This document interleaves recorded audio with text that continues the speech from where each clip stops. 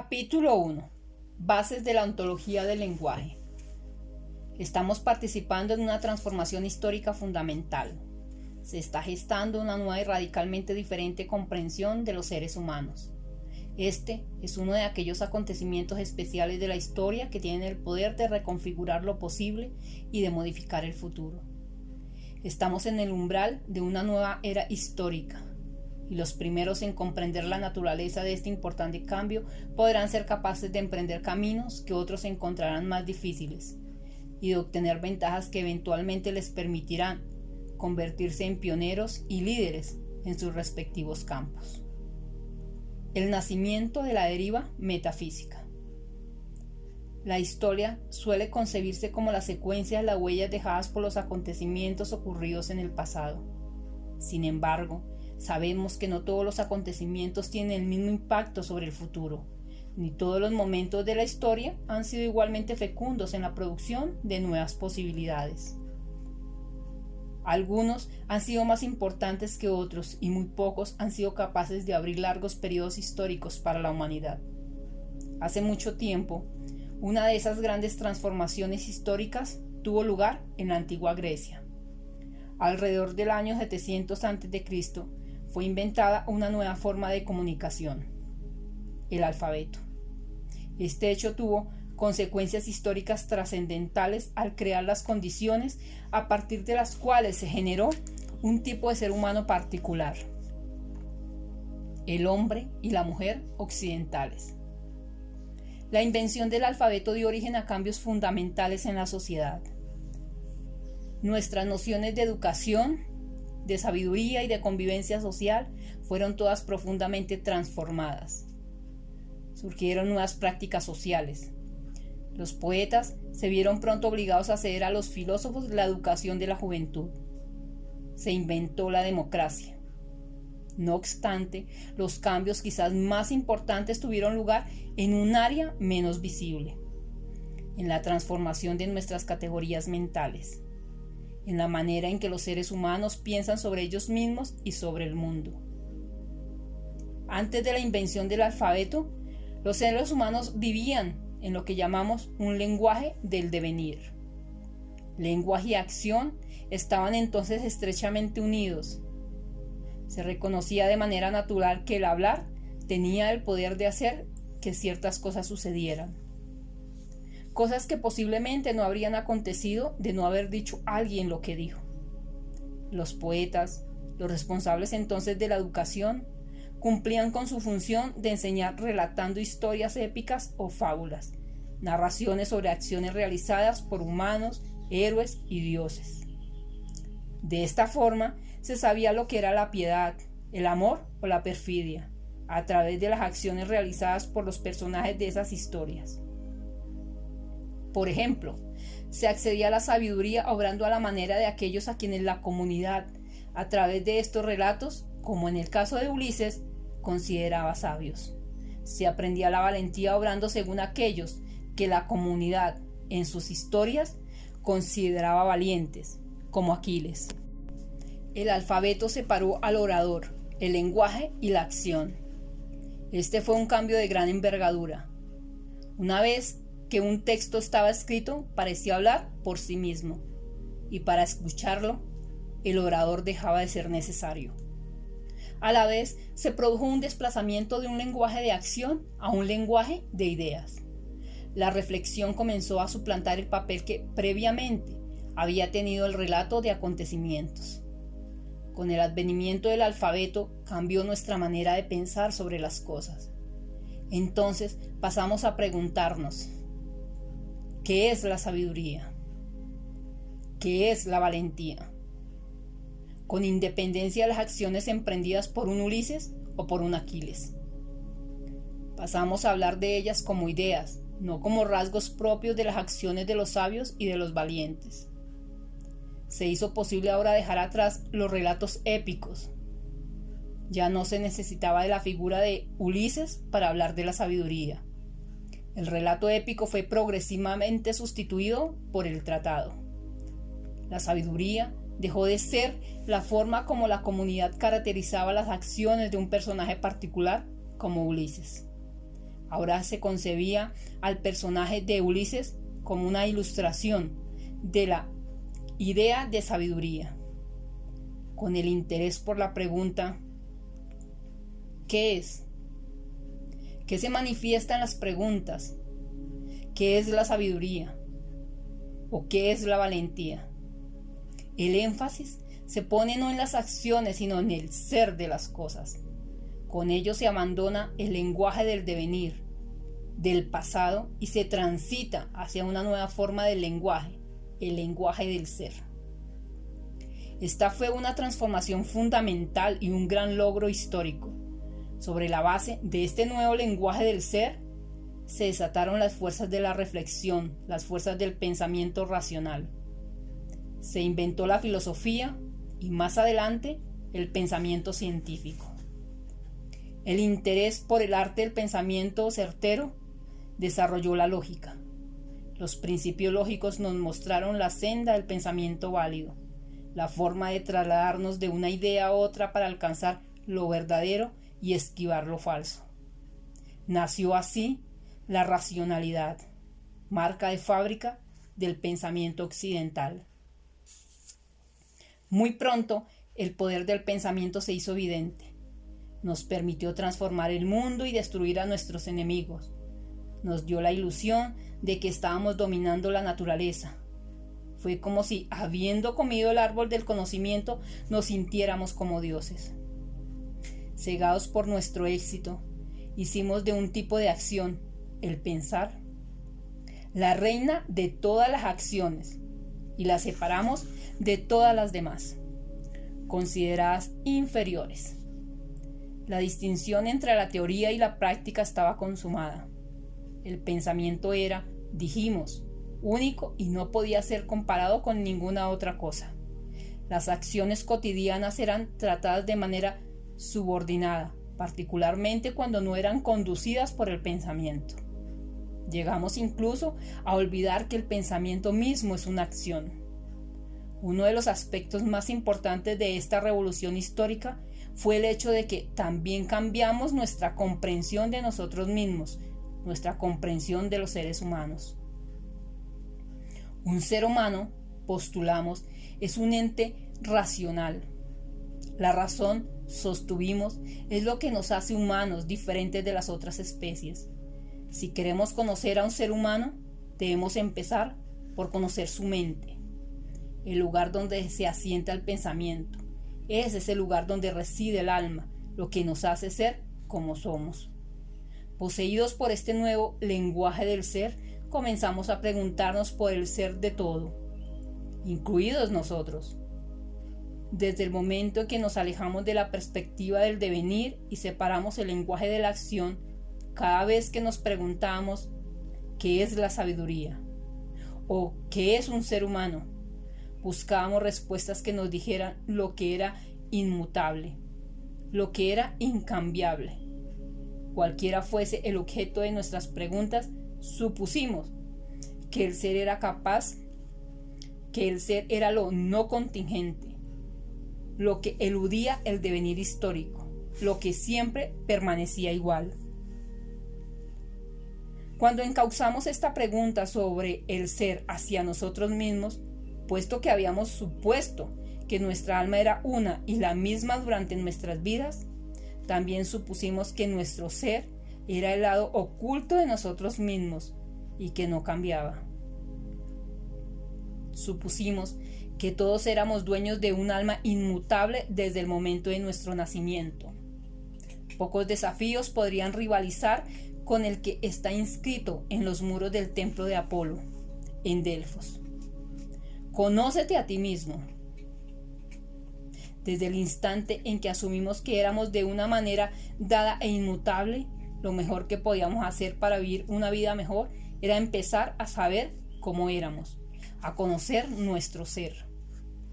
Confiados en nuestro éxito, supusimos que la razón no tenía límites, que podíamos empezar a conocerlo todo y a dominar completamente nuestro entorno natural y nuestras relaciones con los demás, a través de la razón. Era solo un asunto de tiempo.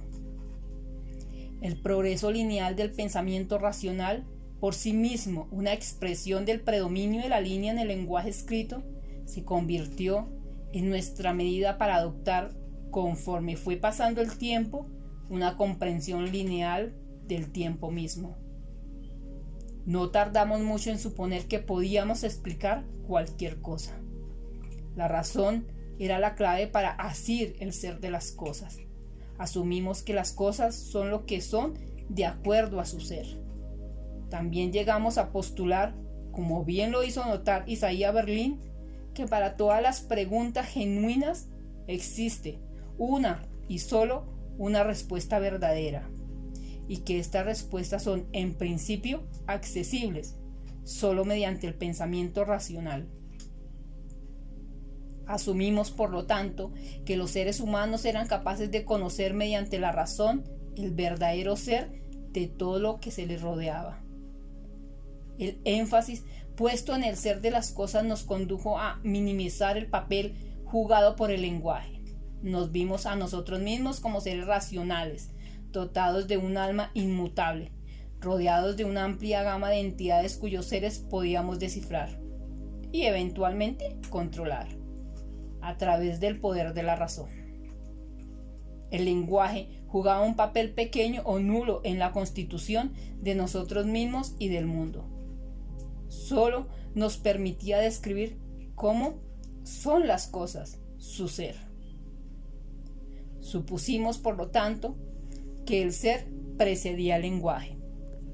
Durante un tiempo, después de la invención del alfabeto, esta nueva comprensión de nosotros y del mundo evolucionó lentamente. Durante un cierto periodo de tiempo hubo una fase de transición en la que cohabitaron concepciones muy diferentes. Fue solo después del surgimiento de un grupo de filósofos que llamamos los metafísicos, conducidos por Platón, discípulos de Sócrates, y por Aristóteles, discípulo de Platón, que se cristalizó una síntesis coherente basada en esos nuevos supuestos. Esta se convirtió pronto en la visión social predominante. De algún modo, con Sócrates, pero ciertamente con Platón y Aristóteles, se había iniciado todo un periodo histórico, un periodo que llamamos la deriva metafísica. El sentido común actual se basa en gran medida en los supuestos metafísicos, generados originariamente por estos metafísicos de la Grecia antigua. Hemos cambiado nuestra comprensión de muchas cosas desde los primeros griegos. No podemos decir que pensamos de la misma forma que ellos. Sin embargo, postulamos que a pesar de todos estos cambios hemos mantenido en conjunto los supuestos metafísicos básicos desarrollados en la Grecia temprana. Nuestro desarrollo histórico ha tenido lugar sin romper con estos supuestos principales, con esta básica comprensión común de lo que significa ser humano. Hemos evolucionado dentro de esta deriva metafísica inaugurada en la Grecia antigua. Somos, en este sentido, fieles herederos de estos primeros metafísicos griegos. Descartes y el mundo moderno. La filosofía de Descartes, conocida como el cartesianismo, ha sido la más influyente de los tiempos modernos. A pesar de algunas visiones opuestas, la modernidad se desarrolló dentro de un armazón cartesiano, aceptando los principales supuestos formulados por Descartes. No obstante, al examinar esos supuestos, nos damos cuenta de que son fieles a la antigua tradición griega de comprender a los seres humanos como seres racionales. La filosofía de Descartes es una expresión histórica del impulso dado al alfabetismo, desarrollado originariamente con el advenimiento del alfabeto. Por medio de la invención de otro cambio de suma importancia en el modo de comunicación, la prensa escrita o imprenta. Con la prensa escrita, la separación inicial entre el orador, el lenguaje y la acción que había producido la invención del alfabeto se profundiza y extiende a todos los niveles de la sociedad. Con la imprenta, los libros se convirtieron en artículos fácilmente adquiribles. lo que generó profundas consecuencias sociales, permitiendo la emergencia del sistema escolar, la expansión social del alfabetismo, las competencias de leer y escribir, y la democratización y extensión de la racionalidad a todos los rincones de la vida social. En un plano diferente, la invención de la imprenta permite el desarrollo de la esfera de privacidad e intimidad individual y la expansión del amor romántico. En la filosofía de Descartes, el pensamiento es nuevamente la base para entender a los seres humanos. El pensamiento siempre adquiere precedencia. El pensamiento, postula Descartes, nos convierte en el tipo de ser que somos. Es porque pensamos, dice Descartes, que podemos concluir que existimos. Yo pienso, nos dice, luego existo. El pensamiento es la base del ser. La razón es lo que nos hace humanos. Postulamos que desarrollos importantes, muchos de los cuales han tenido lugar en las últimas décadas, están llevando la deriva metafísica a su término. Está emergiendo una comprensión radicalmente nueva de los seres humanos. Llamamos a esta nueva comprensión de los seres humanos la ontología del lenguaje. Un nuevo panorama histórico. Estamos enfrentando nuevamente una revolución de importancia capital en la forma de comunicarnos con los demás. Hace mucho tiempo, en la antigua Grecia, debido a la invención del alfabeto, surgió un nuevo modo de comunicación basado en la capacidad de leer y escribir. Algo similar ha ocurrido en las últimas décadas. Hemos estado enfrentando una transformación de la mayor importancia en nuestro modo de comunicación, como resultado de importantes innovaciones tecnológicas y de la emergencia del lenguaje electrónico.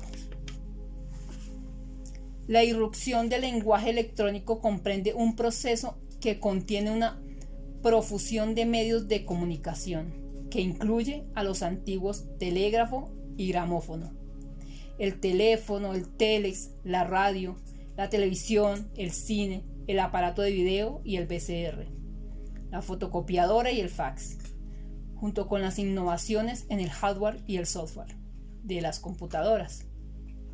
Hoy en día observamos cómo estos distintos medios de comunicación confluyen y se integran unos con otros en distintas configuraciones de multimedia. Como resultado del lenguaje electrónico, el mundo ha cambiado convirtiéndose en la aldea global, de la que habló Marshall McLuhan hace ya más de 30 años. La distancia, que siempre fue un factor relevante en la forma en que los seres humanos organizaban sus vidas, es cada vez más irrelevante. Este nuevo lenguaje ya ha cambiado y seguirá cambiando.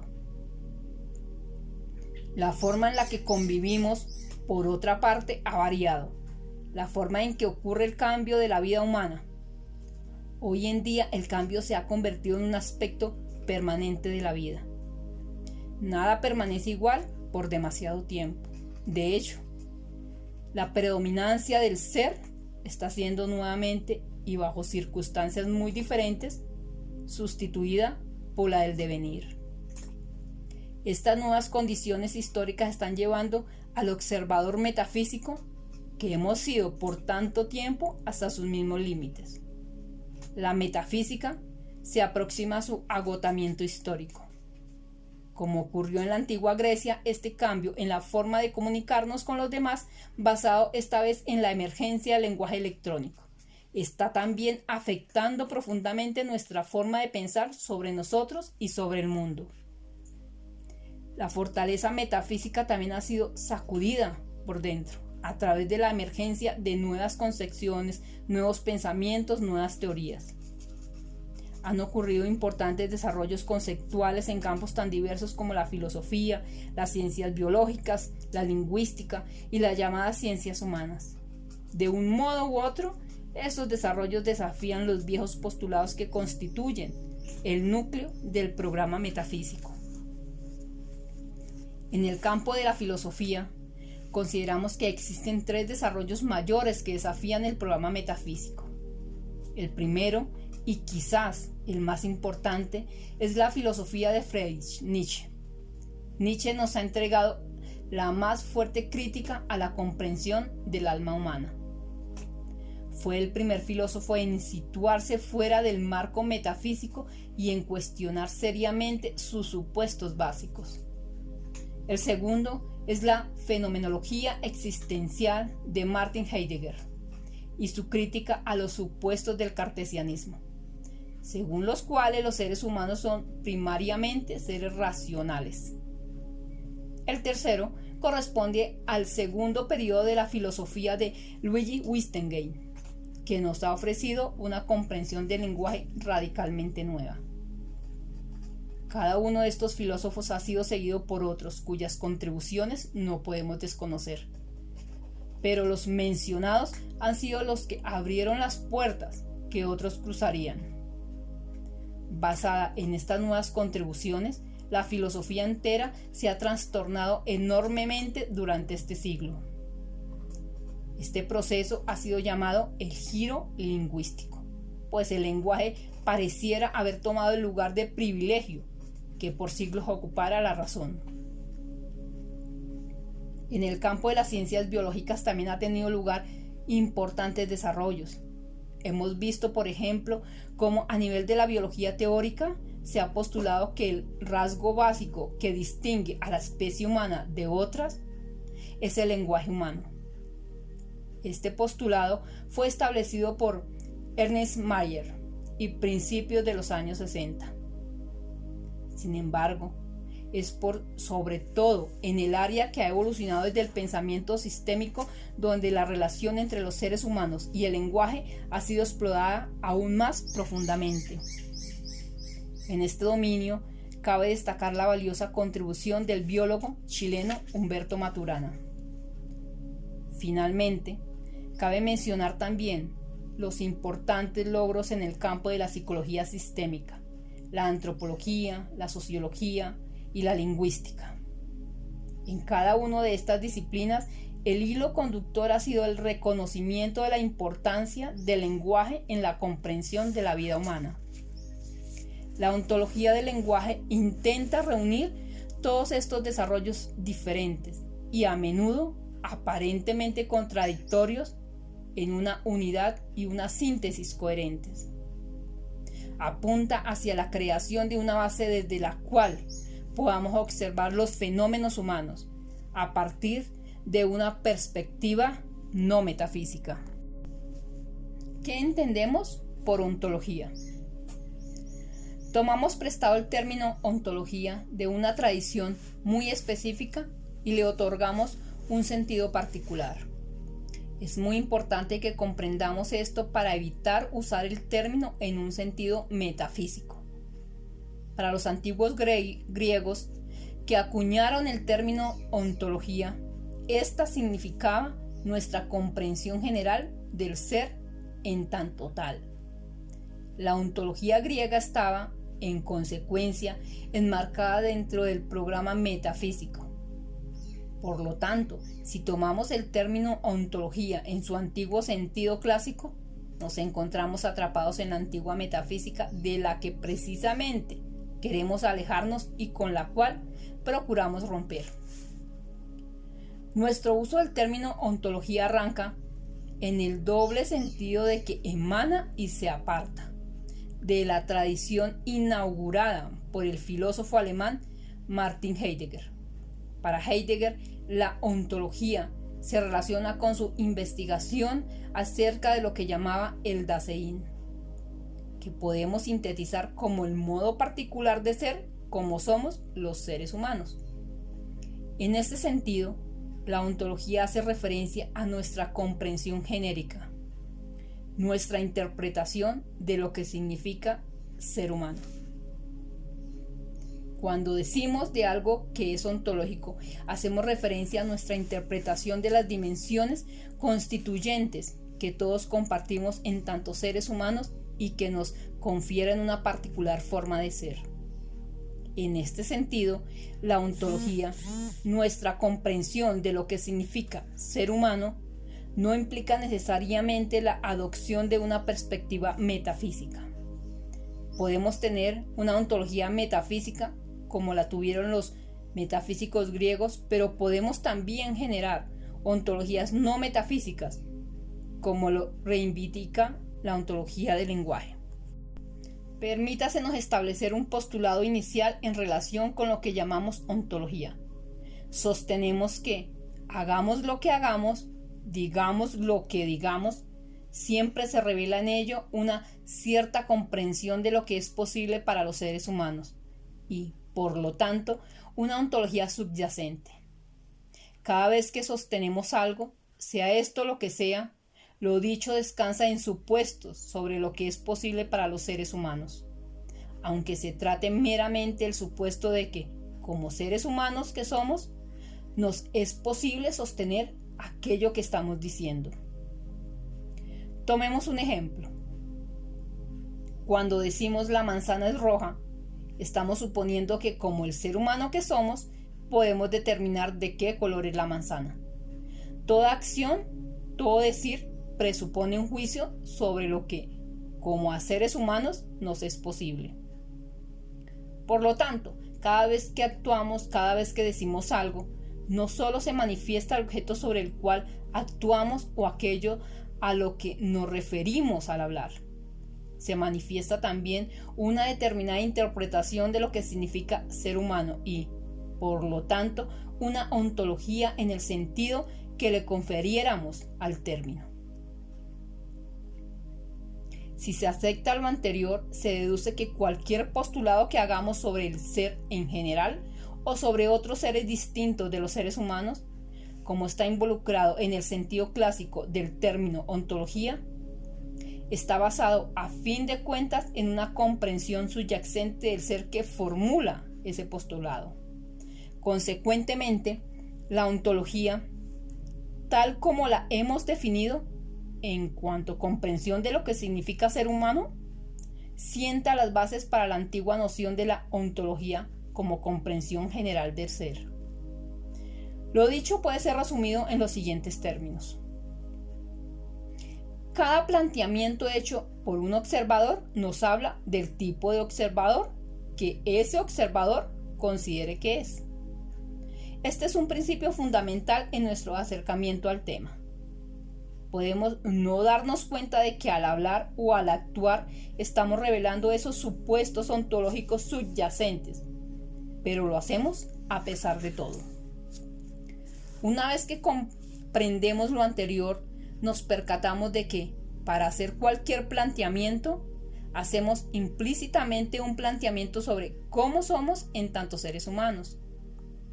Nuestra comprensión de lo que significa ser humano es la piedra angular de todo lo que hacemos. Ello nos permite reiterar, por lo tanto, que una ontología, en cuanto a interpretación de lo que significa ser humano, precede a cualquier otro postulado sobre cómo podrían ser otras cosas. Es la interpretación primaria, aunque se trate de una interpretación implícita, a partir de la cual se hacen otras interpretaciones. Este mismo principio, en una versión modificada, el postulado de que todo lo que hacemos, sea lo que sea, revela nuestro juicio sobre nosotros mismos. Es la base de uno de los usos quizás más poderosos de la ontología del lenguaje. La práctica del coaching ontológico, tema sobre el que no allegaremos mayores detalles porque ello nos apartaría del tema que estamos tratando. La ontología del lenguaje, postulados básicos. Nos situamos en esta profunda transformación mediante el desarrollo de una nueva comprensión de los seres humanos que llamamos la ontología del lenguaje. Sabemos, sin embargo, que formamos parte de un movimiento mucho más amplio, un movimiento que incorpora diferentes aproximaciones y que se asigna diferentes nombres.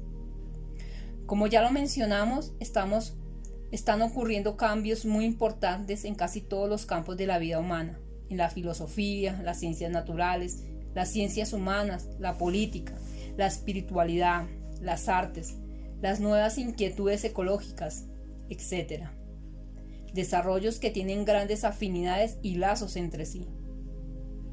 Con respecto a esto, vemos la ontología del lenguaje como uno entre muchos desarrollos que se mueven en una dirección similar y que comparten muy frecuentemente supuestos y sensibilidades similares.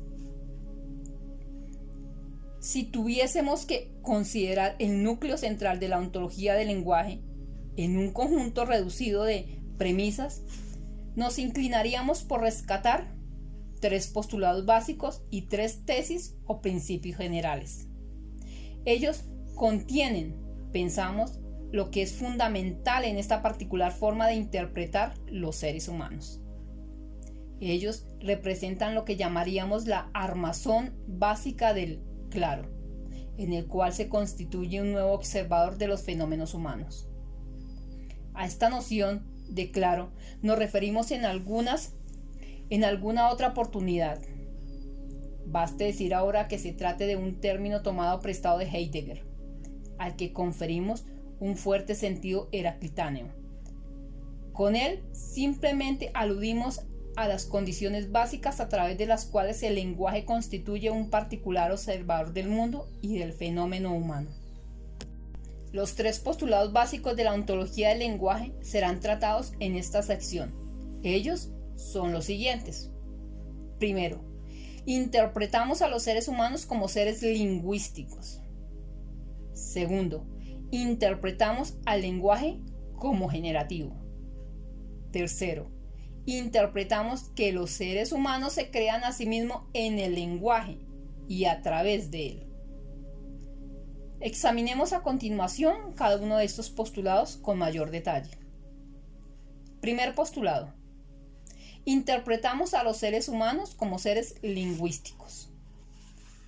El primero y más importante de estos postulados hace referencia a los seres humanos. Postula que el lenguaje es, por sobre todo, lo que hace de los seres humanos el tipo particular de seres que son. Los seres humanos, planteamos, son seres lingüísticos, seres que viven en el lenguaje. El lenguaje, postulamos, es la clave para comprender los fenómenos humanos. Es importante evitar una interpretación reduccionista de este postulado, que restrinja la complejidad de los fenómenos humanos al lenguaje y que, por lo tanto, prescinda de otras dimensiones no lingüísticas de la existencia humana. Tenemos claro que los seres humanos no son solo seres lingüísticos y que por lo tanto el lenguaje no agota la multidimensionalidad del fenómeno humano. Es más, sostenemos que la existencia humana reconoce 3 dominios primarios, pudiéndose derivar cualquier otro dominio de fenómenos humanos de estos 3.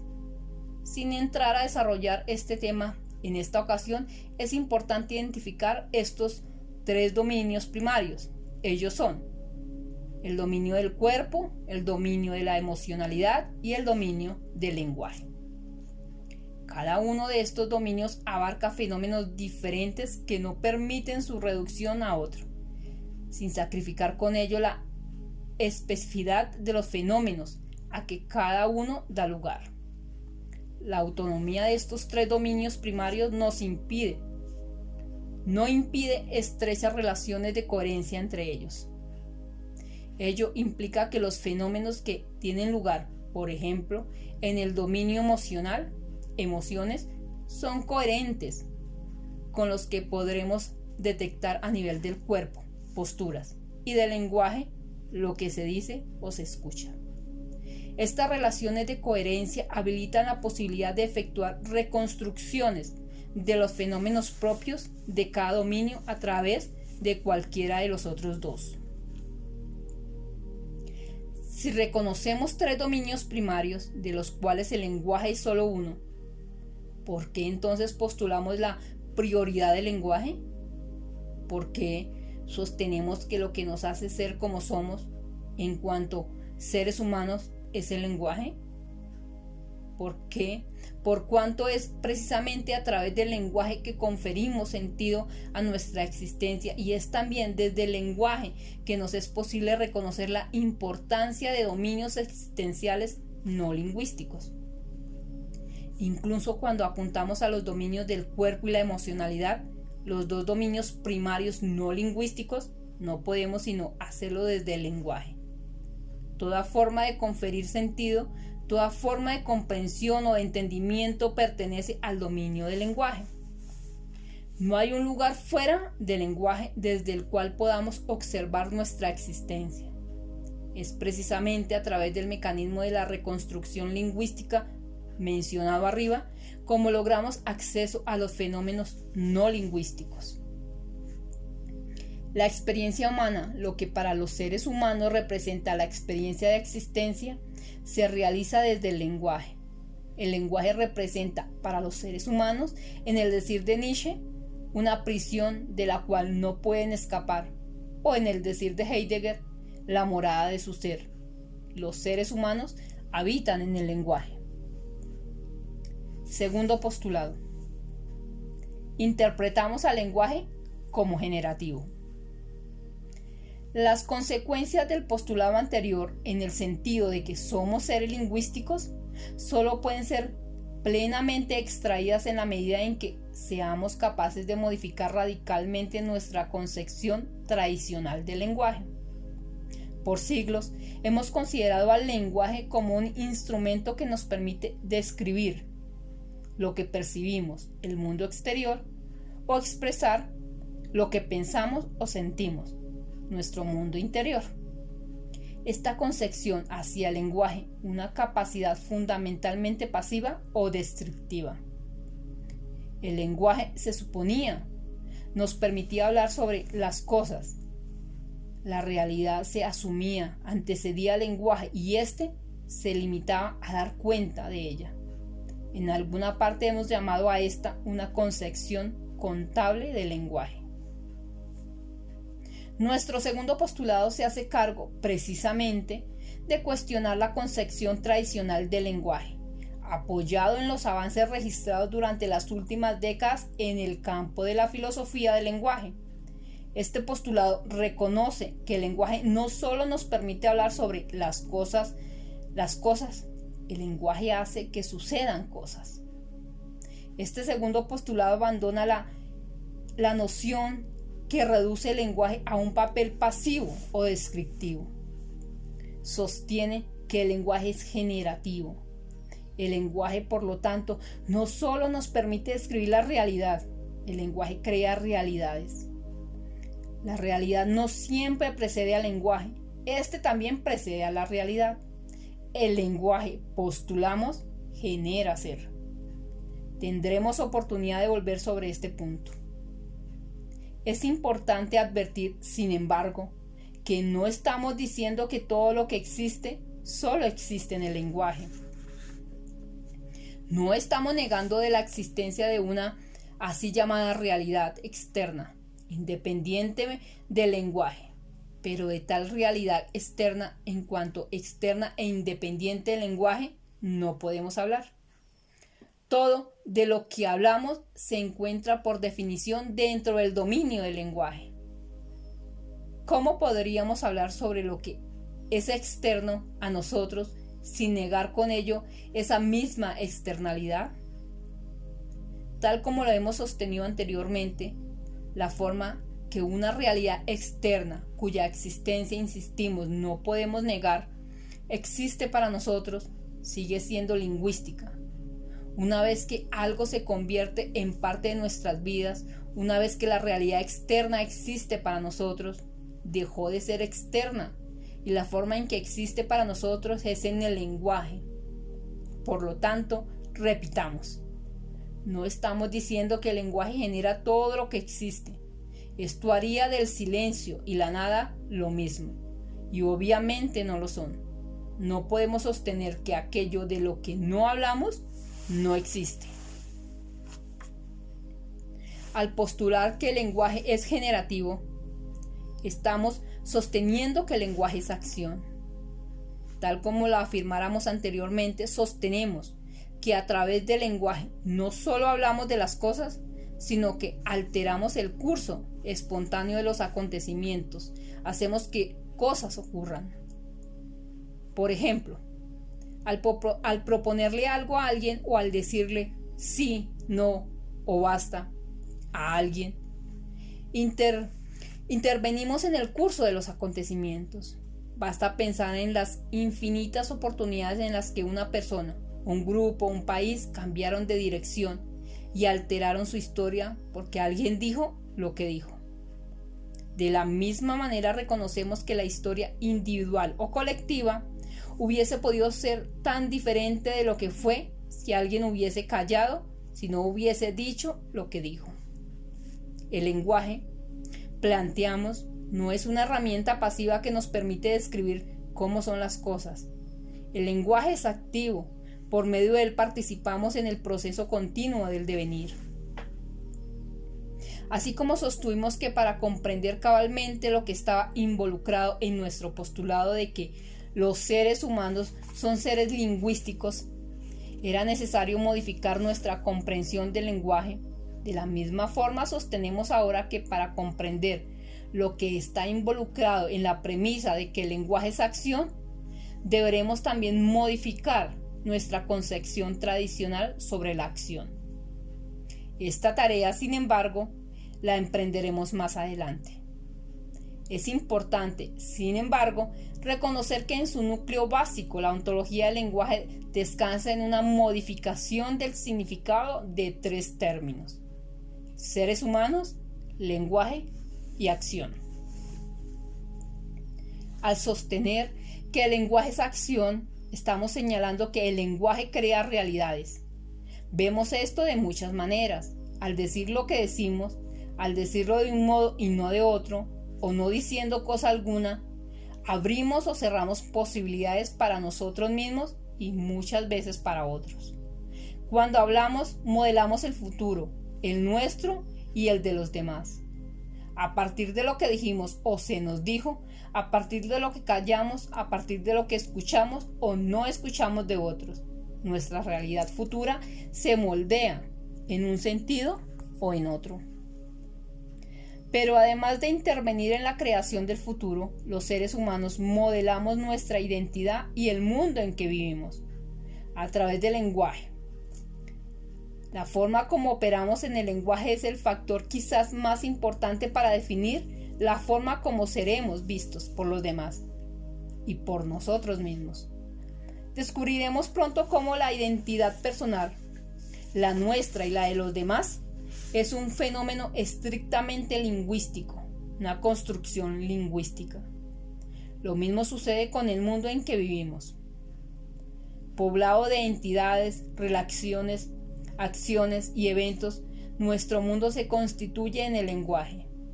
Distintos mundos emergen según el tipo de distinciones lingüísticas que seamos capaces de realizar, la manera como las relacionemos entre sí y de acuerdo al tipo de juegos de lenguaje con los que operemos en él. El reconocimiento del postulado anterior nos lleva directamente al tercer postulado. Este se presenta como conclusión natural de lo dicho hasta ahora. Tercer postulado. Interpretamos que los seres humanos se crean a sí mismos en el lenguaje y a través de él.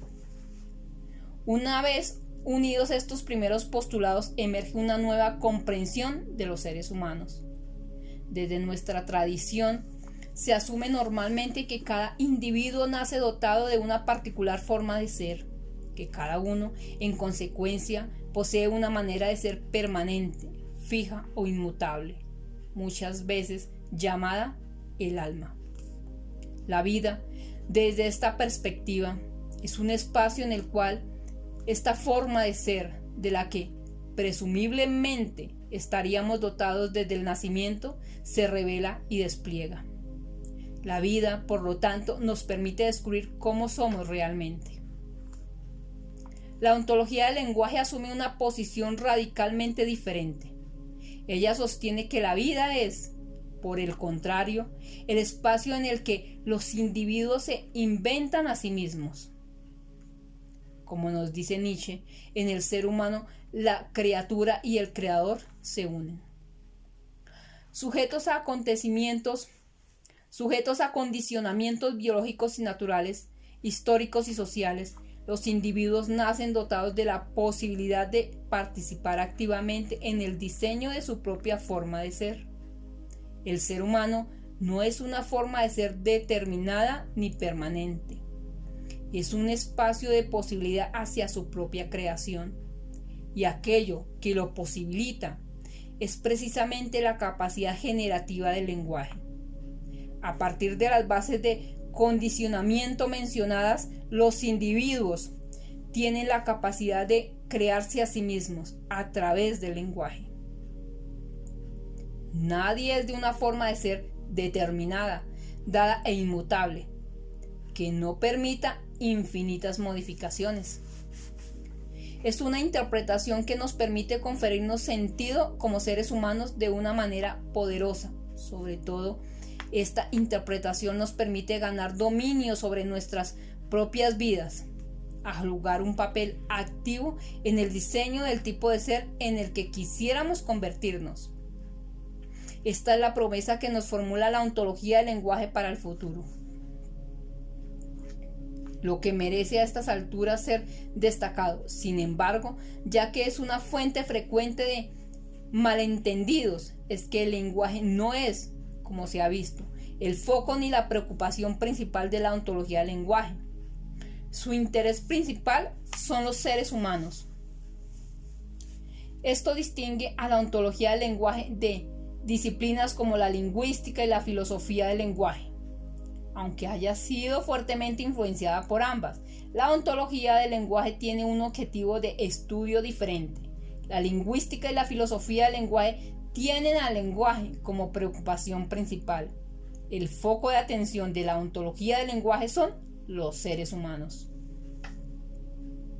Una comprensión no metafísica de los seres humanos. Los seres humanos, reiteramos, no tienen un ser dado, fijo, inmutable. Ser humano es estar en un proceso permanente de devenir, de inventarnos y reinventarnos dentro de una deriva histórica. No existe algo así como una naturaleza humana predeterminada. No sabemos lo que somos capaces de ser, no sabemos en lo que podemos transformarnos. Como escribiera Shakespeare, sabemos lo que somos, pero no sabemos lo que podríamos ser. Nuestro ser es indeterminado, es un espacio abierto apuntando hacia el futuro. Una comprensión ontológica de nosotros mismos nunca puede darnos una respuesta concreta y determinada a la pregunta de lo que significa ser humano. Nuestro ser es un campo abierto al diseño.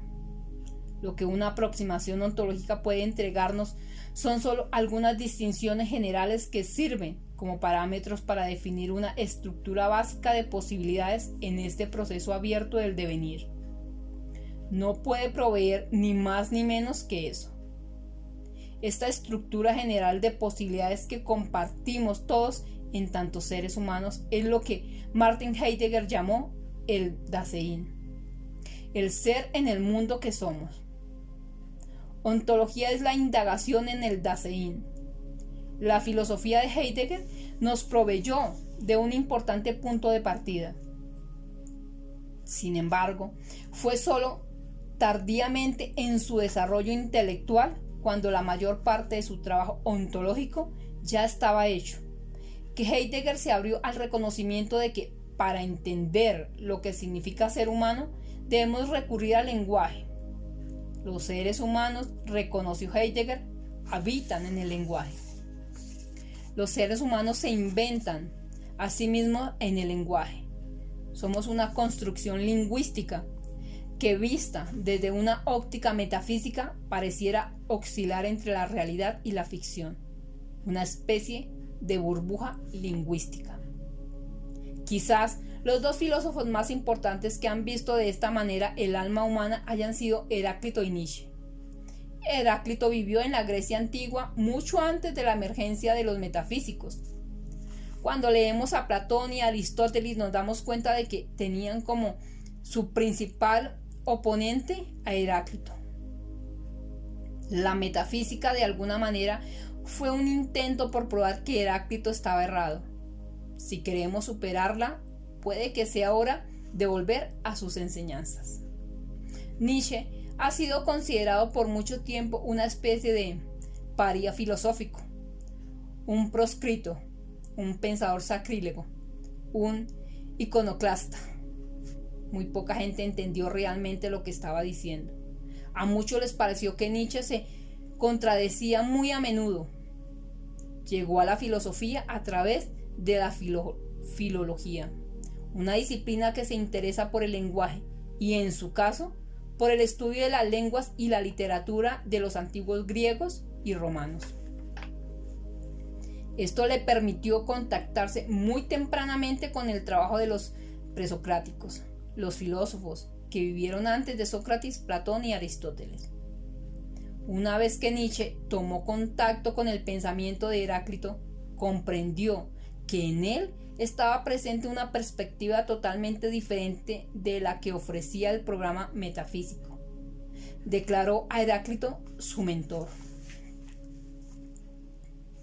Tanto Heráclito como Nietzsche entendieron que, para comprender a los seres humanos, no podemos concentrarnos solo en su ser, sino que debemos también mirar hacia lo que no son, hacia el espacio en el que se trascienden las formas actuales de ser y se participa del proceso del devenir. En ese proceso del devenir se requiere dar cabida tanto al ser como al no ser, a este ciclo que reúne el ser y la nada, esta eterna recurrencia del uno y del otro. Ser humano, según Nietzsche, puede ser visto como un proceso en el que estamos permanentemente huyendo de la nada, mientras que al mismo tiempo somos impulsados hacia ella, hacia él sin sentido de nuestras vidas e inducidos a la necesidad de regenerarnos constantemente un sentido.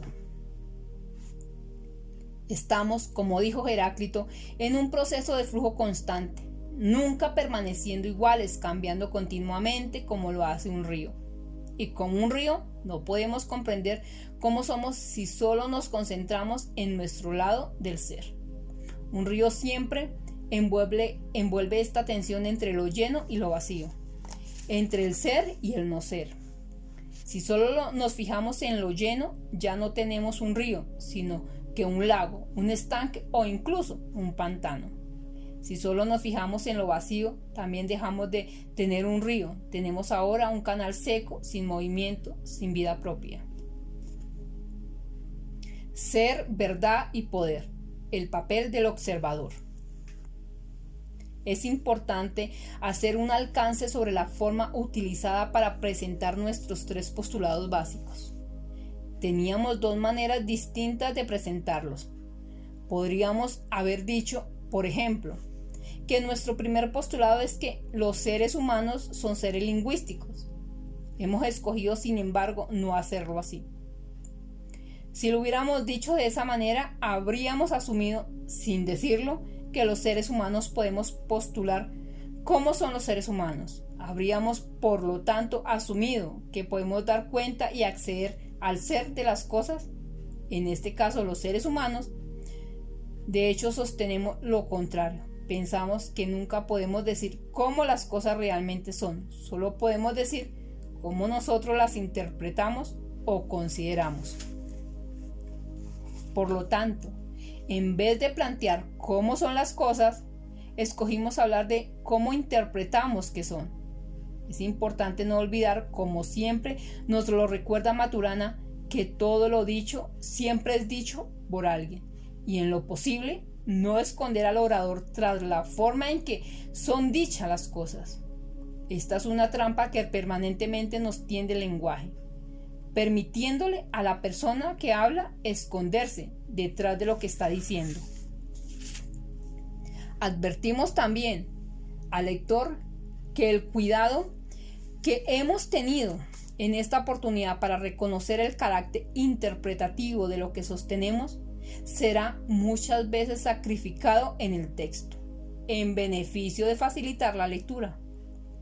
Nuestro lenguaje lleva la impronta de raíces metafísicas y usarlo en contra de ella muchas veces compromete una fácil comunicación.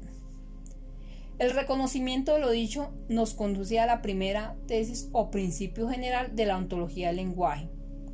Podemos formularlo como sigue. Primer principio. No sabemos cómo las cosas son, solo sabemos cómo las observamos y cómo las interpretamos. Vivimos en mundos interpretativos. A primera vista, este pudiera parecer un principio inocente, sin mayores consecuencias. Sin embargo, basta mirarlo con algún detenimiento para comprobar que está cargado de dinamita. En efecto, si sostenemos que no podemos saber cómo las cosas son, ello implica que debemos abandonar toda pretensión de acceso a la verdad. Pues, ¿qué otra cosa es la verdad sino precisamente la pretensión de que las cosas son como decimos? Sostenemos que la verdad, en nuestro lenguaje ordinario, alude a un juicio que realizamos sobre una determinada proposición lingüística que le atribuye a esta la capacidad de dar cuenta de cómo las cosas son.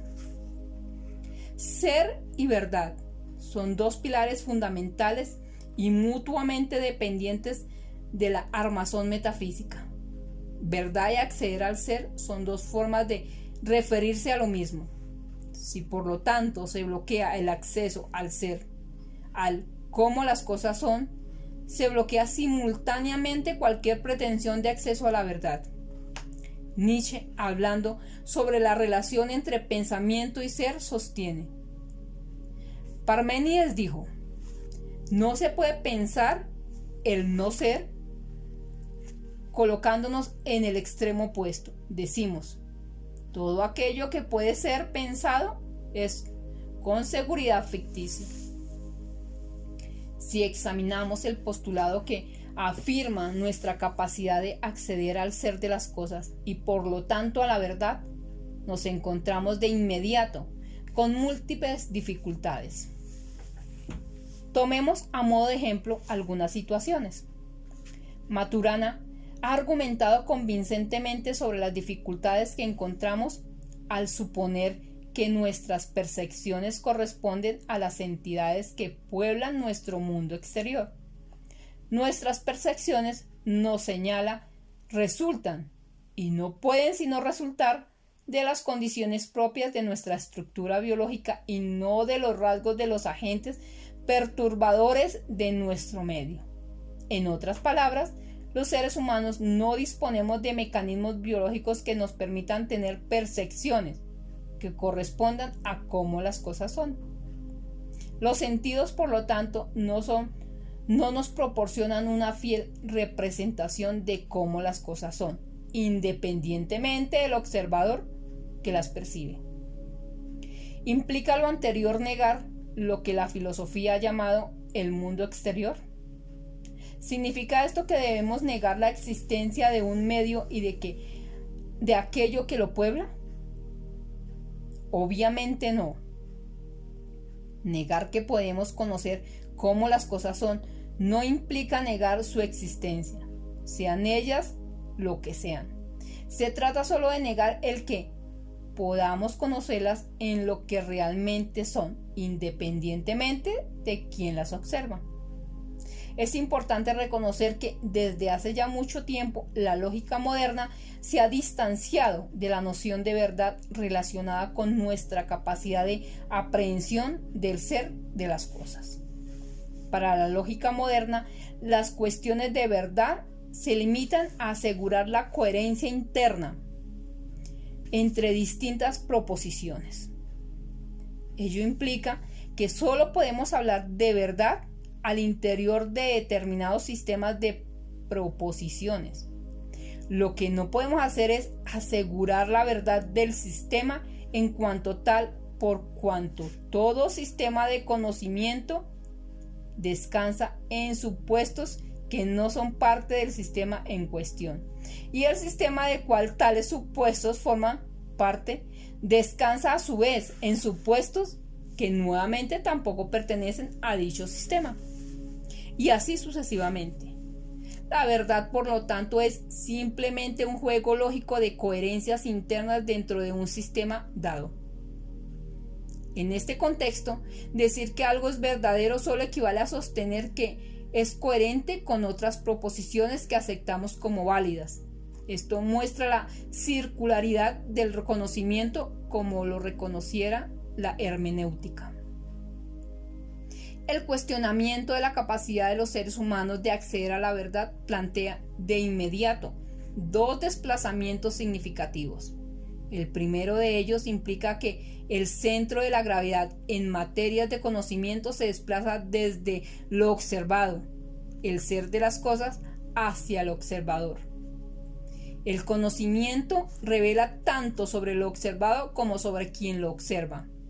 Perfectamente podríamos decir: dime lo que observa y te diré quién eres.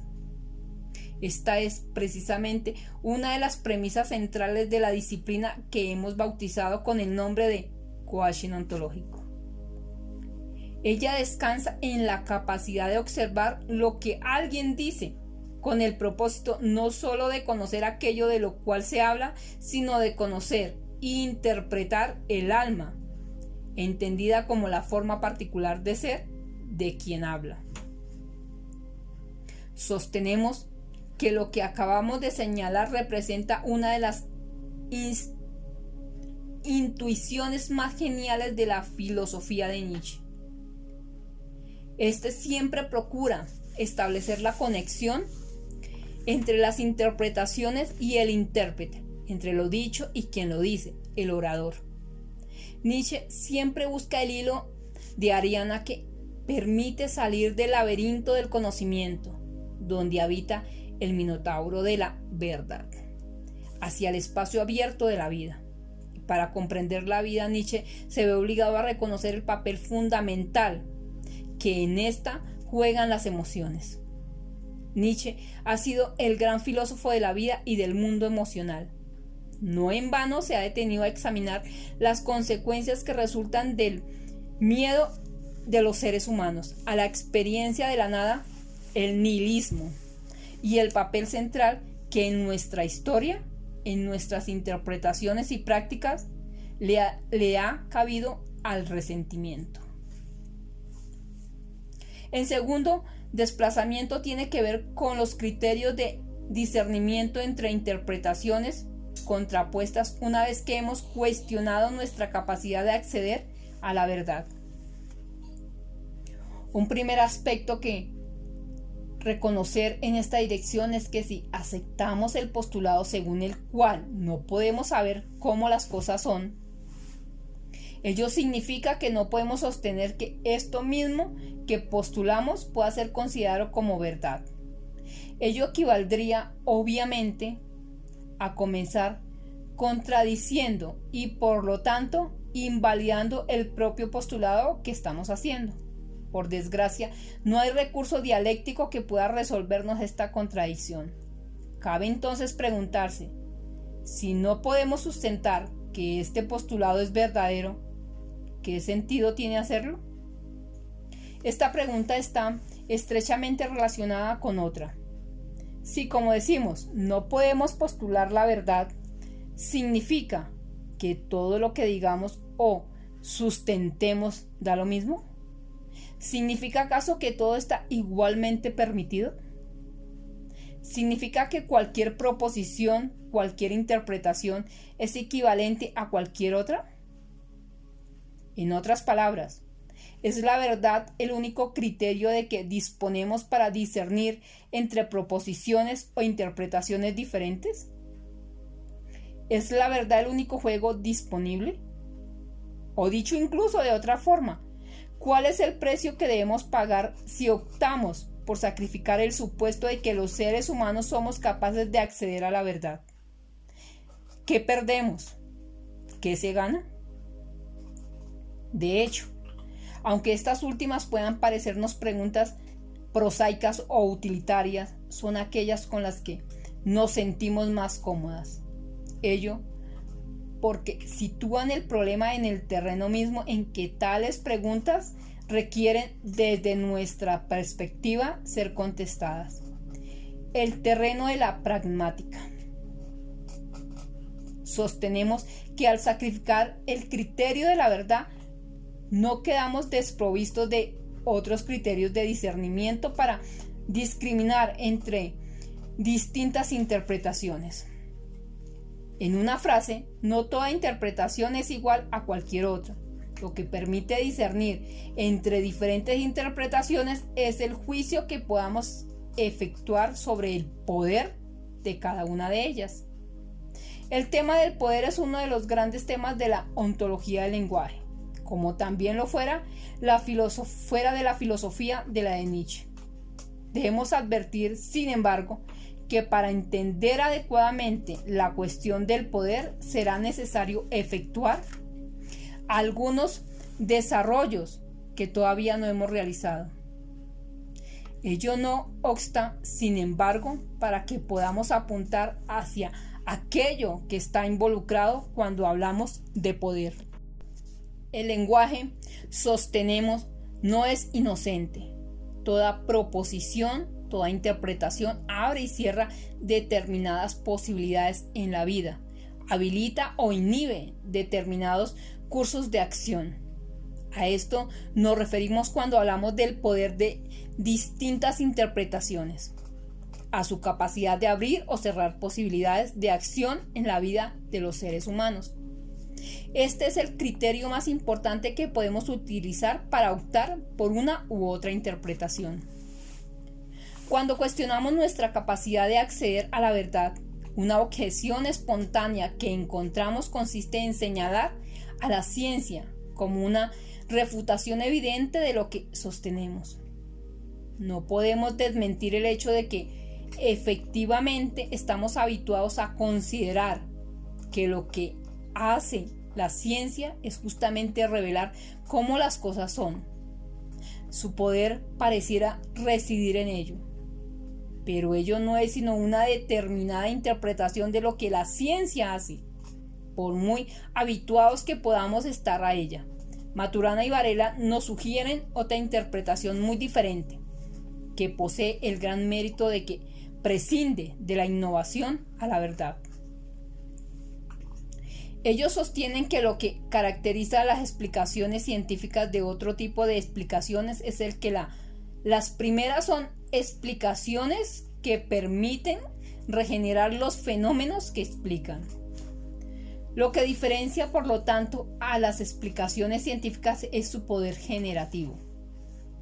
Lo dicho en esta sección nos permite sostener que la interpretación, que allí llamamos la ontología del lenguaje, puede abrir posibilidades de acción y de intervención que otras interpretaciones no pueden ofrecer.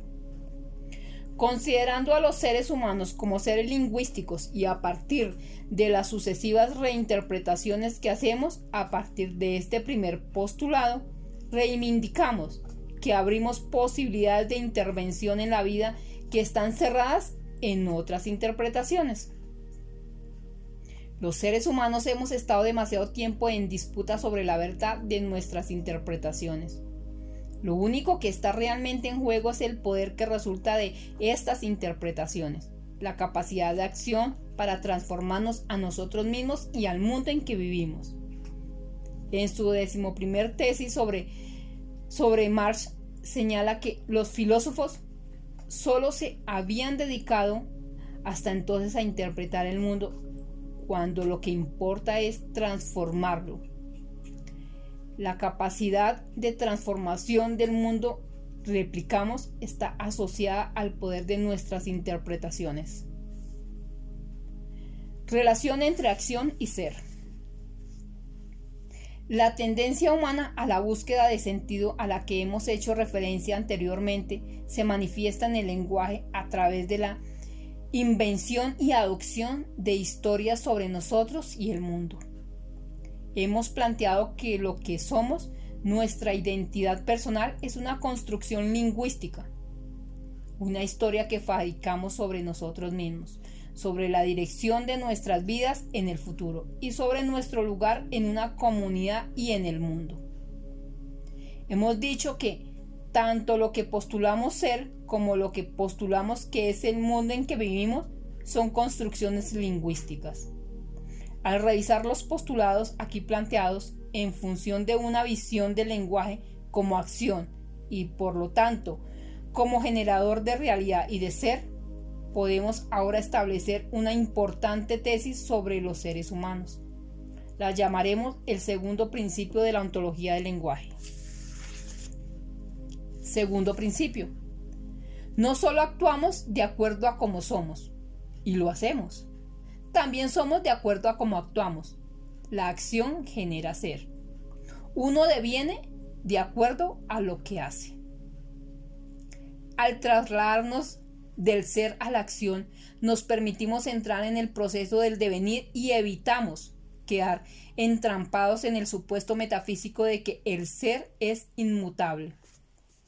El ser solo es un momento en el proceso del devenir y solo una cara de este mismo proceso. La otra cara es ese polo de tensión que enfrenta al ser con su disolución y con las posibilidades de transformación. Es lo que llamaremos la nada. Sostenemos que no nos es posible deshacernos de la noción de ser y que una interpretación no metafísica sobre los seres humanos se ve obligada a vivir con esta noción y solo le cabe para socavar su peso metafísico. Habilitar un procedimiento para reconocer la precariedad de toda forma de ser y sus capacidades de disolución y de transformación. La noción de la nada permite precisamente crear este procedimiento que coloca a la noción de ser en tensión y desde la cual emerge la prioridad del proceso del devenir. Dentro del ciclo del devenir, el ser y la nada son dos caras que mutuamente se complementan. El programa metafísico privilegia una relación que va del ser a la acción. Tras cada acción, este supone que siempre hay un ser, un sujeto, que se revela mediante la acción realizada. Nuestras acciones revelan nuestra forma de ser. No cuestionamos esto. Comprendemos la importancia de observar las acciones humanas para comprender cómo son los humanos. Este es uno de los principales básicos del coaching ontológico, y dentro del cual nos es posible efectuar lo que llamamos una interpretación ontológica. Al observar la forma en que un individuo actúa, y no olvidemos que el lenguaje es acción, el coaching ontológico puede interpretar la forma de ser de tal persona. Pero al mismo tiempo postulamos que esto es solo un lado de la ecuación. Nuestras acciones no solo revelan cómo somos, también nos permiten transformarnos, ser diferentes, devenir. Este es un segundo principio del coaching ontológico y nos capacita para realizar lo que llamamos intervención ontológica. Al hacer posible que una persona actúe de un modo determinado, y nuevamente no olvidemos que el lenguaje es acción, el coaching ontológico le permite moverse en una determinada dirección y dejar atrás sus antiguas formas de ser. La acción, por lo tanto, no es solo la manifestación de un determinado ser que se despliega en el mundo. Es también la posibilidad de que ese mismo ser se trascienda a sí mismo y devenga un ser diferente.